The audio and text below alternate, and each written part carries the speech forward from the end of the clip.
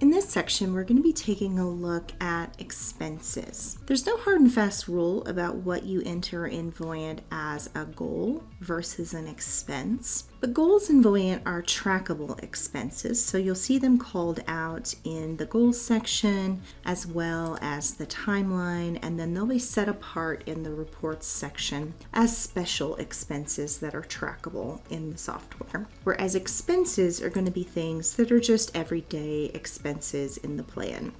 So for example, in this training, I'm going to enter in our clients' everyday living expenses in pre-retirement as just an expense. So I'm going to enter in their pre-retirement expenses, $75,000. Now, since I've already entered in their retirement expenses as a goal for them in this plan, I want to make sure that I don't accidentally double up their expenses in retirement. And so I'm going to make sure that these pre-retirement expenses end at the same time that their retirement goal begins. So in the timing section, I'm going to make sure that these expenses end the year that their retirement goal begins. Setting that as their end event. And then I'm going to go to my save and add another option so that I can immediately go in to add in another expense. This expense is going to be a car purchase every 5 years. We're estimating this expense is going to be about $25,000 annually.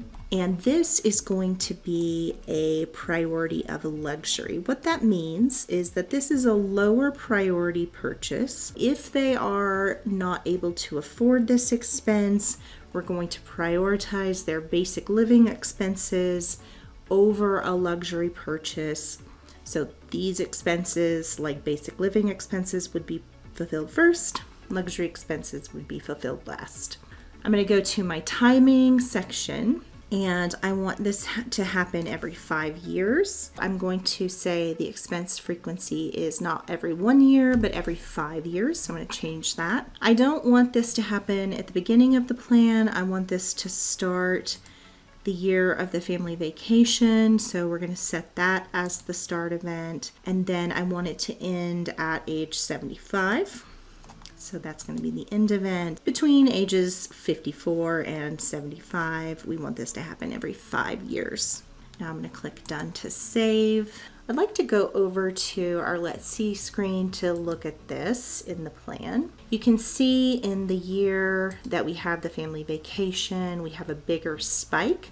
And we also have this light blue line that denotes that we have some leisure or luxury expenses happening in that year. And then we also have some additional spikes with some blue lines every 5 years thereafter. And that just denotes that we have some leisure or luxury spending happening in those years, and then you'll notice that that ceases in the plan after age 75. If we want to see more information about those expenses, we can also go into year view, go to expenses, and we can also scroll over to any of those years in the plan and see exactly what's happening in those years, and we can see what those expenses are and exactly what they've inflated up to. You can also use this drop down to look at the expenses chart, and you'll notice that those different expense categories are different colors, and you can see exactly what they are and what those amounts are in any given year, and they will inflate up every year based on your inflation settings. I hope that this was helpful.